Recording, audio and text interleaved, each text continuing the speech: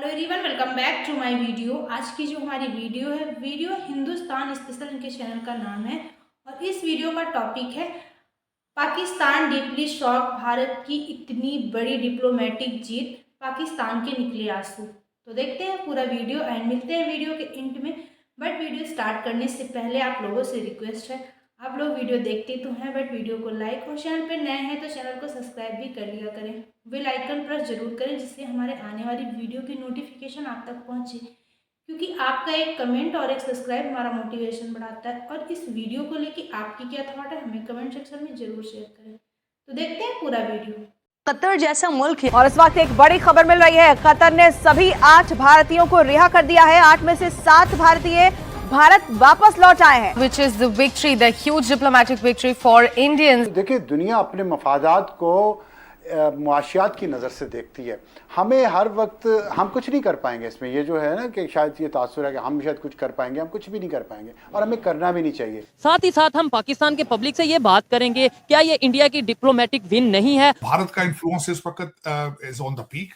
तो उसको कौन खोना चाहेगा? यहाँ पे एक स्टेबल गवर्नमेंट है, जहाँ पे स्टेबल डेमोक्रेसी है, जहाँ पे इस तरह मिलिट्री कूज नहीं होते, जहाँ पे जुडिशियल कूज नहीं होते और वहाँ एक सिस्टम चलता है। 10 साल मोदी रहा है ना, तो इससे स्टेबिलिटी आती है, दुनिया को मैसेज मिलता है कि भी एक लीडर है उनका। ये इंडिया के लिए एक बड़ी विन विन सिचुएशन है माशाल्लाह कि अपना उन्होंने एक मतलब बैक किया इतना अपने डिप्लोमेट्स को और उन्होंने उसको आज़ादी दिलवाई। हालांकि वो कतर में भी बीइंग मुस्लिम अगर देखा जाए तो हमारे लिहाज से वो बड़ा अच्छा एक स्टेप था। हमें ये भी नहीं सोचना चाहिए कि दुआ करने बैठ जाएंगे या अल्लाह दुश्मन की तोपों में कीड़े पड़े। शायद ये दुआ हमें सिर्फ करनी चाहिए और ये कर भी सकते हैं, इसके अलावा हम कुछ नहीं कर सकते। और इसकी बुनियादी वजह यह है कि हम अपने दुश्मन खुद हैं, वरना आज ये मौका बुरा नहीं था जो आज इस वक्त इंडिया के ऊपर आया। लेकिन दुनिया इंडिया को एक बहुत बड़ी मार्केट के तौर पे देखती है। काम करना बड़ा मुश्किल हो जाएगा, अरब की जो इकोनॉमी है वो डिस्टर्ब हो जाती है।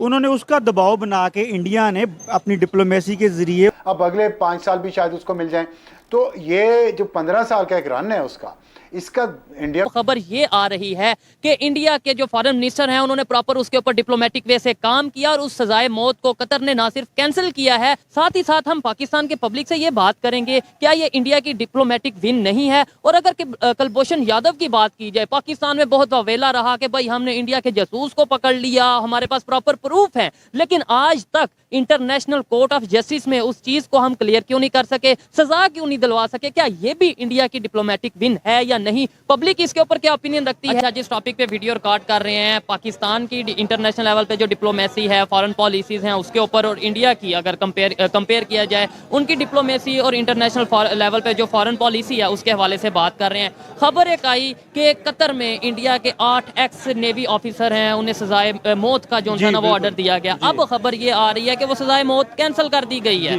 अब मतलब ये एक बहुत बड़ी डिप्लोमेटिक विन है इंडिया की। क्या समझते हैं? सबसे पहले तो इस खबर के बारे में बताइए कि आपने सुनी और अब ये जो सुन रहे हैं कि कैंसिल हुई है, क्या वजह हो सकती है? देखें जी, बिस्मिल्लाहिर्रहमानिर्रहीम, मैं सबसे पहले तो ये आपको बताऊंगा कि ये उनकी डिप्लोमेटिक इंडिया की जीत है। ये इस बात को जाहिर करती है कि जो उनका फॉरेन मिनिस्टर है और उनकी जो फॉरेन डिप्लोमेसी है, जो उनके फॉरेन कतर में बैठे हुए जो उनकी एम्बेसी का एम्बेसडर है, they are working very well. और उन्होंने बड़ा अच्छा इस गेम को, इस मूव को लेके वो आगे चले फॉरेन डिप्लोमेसी की। और उन्होंने वहाँ पे उनके फॉरेन मिनिस्टर से बात की, कतर के अमीर जो हैं शेख तमीम जो हैं उनसे उन्होंने बात की और उन्होंने एक अच्छा दबाव बढ़ाया, क्योंकि इंडिया की ट्रेड आपको पता है कि बहुत ज़्यादा जो है मिडल ईस्ट के साथ है और इंडिया के बहुत सारे वर्कर्स जो हैं वो मिडल ईस्ट में काम करते हैं। अगर इंडिया अपने वहाँ से वर्कर्स निकाल ले तो वहाँ पे उनके लिए अरब ममालिक में काम करना बड़ा मुश्किल हो जाएगा। अरब की जो इकोनॉमी है वो डिस्टर्ब हो जाती है। उन्होंने उसका दबाव बना के इंडिया ने अपनी डिप्लोमेसी के ज़रिए उनको उनके वहाँ पे जो उनके वहाँ पे ट्रेड मिनिस्टर है और उसका कतर का, उनके ज़रिए शेख तमीम से रिक्वेस्ट करके उन्होंने उसकी सज़ा मुअत्तल करवा दी। ये एक अच्छी डिप्लोमेसी है उनकी। अब आपने जो सवाल किया कि पाकिस्तान को किस तरह होना चाहिए, पाकिस्तान की डिप्लोमेसी को किस तरह होना चाहिए और पाकिस्तान को किस तरह अपनी फॉरेन, पहले तो हम ये बात करेंगे as compare to India, Pakistan की अगर इंटरनेशनल लेवल पे डिप्लोमेसी, पहले तो ये बताइए सिचुएशन क्या है? जी, मैं उसी तरफ आ रहा हूँ। हम तो सारी जिंदगी यही सुनते रहे, ISI नंबर 1, ISI नंबर 1, ठीक है, तो हम वही सुनते रहे, लेकिन हकीकत में कुछ और था, हमें कुछ और पढ़ाया गया है। और अब आपके सामने आ रहा है कि इंडिया की ज़रूरत पड़ रही है और इंडिया वैसे भी इकोनॉमिकली हमसे बहुत आगे है, तो इंडिया की ज़रूरत कहीं ना कहीं कतर को हर टाइम पे पड़ेगी और जो इंडिया के आउट ऑफिसर्स हैं वो वापस चले जाएंगे अपनी कंट्री के अंदर, क्योंकि इंडिया जो है वो एक इकोनॉमिकली बहुत स्ट्रॉन्ग कंट्री है और उनकी LNG की डील चल रही है कतर के साथ, जो कि 20 साल एक मुआहिदा और $1 ट्रिलियन मुआहिदा है, उसको कतर कभी भी नहीं खराब होने देगा, क्योंकि कतर की आप देखें ना, कतर की पूरी जो मईशत है वो ऑयल की बेस के ऊपर चल रही है और उसने अपनी LNG जो है वो उसको बेचनी है और 20 साल का ये पूरा उनका प्रोग्राम है। 8 नेवी ऑफिशियल्स थे, फॉर्मर नेवी ऑफिशियल्स, कतर में उनको डेथ सेंटेंस मिली थी, इंडिया के थे, लेकिन अक्टूबर में मिली थी और दिसंबर में 2-3 महीनों में वो जो डेथ सेंटेंस थी वो रिवर्स हो गई, जो कि नहीं होता। कितनी बड़ी डिप्लोमेटिक विन है इंडिया की। नहीं, ये इसमें कोई शक नहीं है। देखिए, जितनी भी डिप्लोमेट्स हैं, हर कंट्री को उनको अपना ख्याल रखना चाहिए, क्योंकि आपके एसेट्स होते हैं ना बेसिकली। तो ये इंडिया के लिए एक बड़ी विन विन सिचुएशन है माशाल्लाह कि अपना उन्होंने एक मतलब बैक किया इतना अपने डिप्लोमेट्स को और उन्होंने उसको आज़ादी दिलवाई। हालांकि वो कतर में भी बीइंग मुस्लिम अगर देखा जाए तो हमारे लिहाज से वो बड़ा अच्छा एक स्टेप था कि अगर इस तरह की कोई आपको दरअंदाजी होती है आपके मुल्क में तो डेफिनेटली उसको सेंटेंस मिलना चाहिए, डेथ सेंटेंस दिया या जो भी उनकी अदालत के साथ था। लेकिन इंडिया के प्रॉस्पेक्टिस वगैरह देखें तो डेफिनेटली एक अच्छी उनकी स्ट्रेटजी है, जिसकी वजह से कि उन्होंने मतलब अपना जो है वो। अच्छा, इंडिया के फॉरेन मिनिस्टर जयशंकर उनका नाम है और पाकिस्तान के, वो तो खैर करंट है फॉरेन मिनिस्टर, पाकिस्तान के शाह महमूद कुरैशी 2 दफा रह चुके हैं। जी जी, तो उनकी डिप्लोमेटिक विन हो रही है। Exactly. तो क्या इज्जत रह जाती है। हाँ, इसी तरह अगर वैसे अब लोकल पर्सपेक्टिव में देखें तो मेरे ख्याल में जो उन्होंने कहते हैं as you sow so shall you reap, कि जो उन्होंने किया उसका उनको सज़ा मिल रही है। बट इंटरनेशनली अगर आप देखते हैं तो जाहिर बात है हमारे वज़ीर ख़ारजा रहे हैं और एक दफ़ा नहीं कई बार रहे हैं, मुतअद्दिद बार, तो ऑब्वियसली तो उस पॉइंट ऑफ व्यू से जाहिर बात है कि वो जंग हसाई होती है पूरी दुनिया में। तो ये चीज़ इस तरह नहीं होनी चाहिए। बहरहाल जो उनके साथ हुआ वो ठीक है, आप अगर अदालत ने उनके साथ किया या जो भी उनको मिलनी थी सज़ा वगैरह उसको, लेकिन ग्रेसफुल तरीके से होना चाहिए सारा।